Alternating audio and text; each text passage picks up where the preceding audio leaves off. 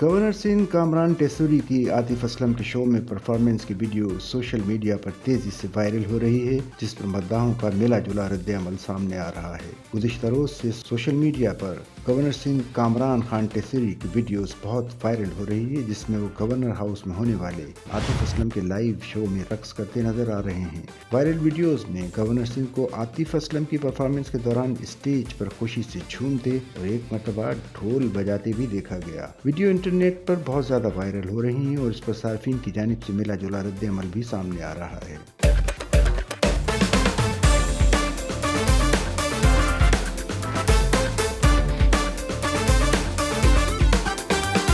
एक सारिफ ने लिखा कि जब गवर्नर पूरा शो खुद संभाल सकते थे तो आतिफ असलम को बुलाने की क्या जरूरत थी। बाद में इनके रद्द-ए-अमल को ज्यादा पुरजोश करार देते हुए तंजिया अंदाज में लिखा कि गवर्नर के अंदाज को देखकर सवाल उठता है कि ये सिंध की बेहतरी के लिए क्या करते होंगे। वाज़ेह रहे कि रवां साल सिंध हुकूमत ने 14 अगस्त पर मुख्तलिफ तर्ज के जश्न का एहतमाम किया है और इसी तनाजुर में 1 अगस्त से सूबे भर में मुख्तलिफ तकारीब और रैलियों का इनेकाद किया जा रहा है।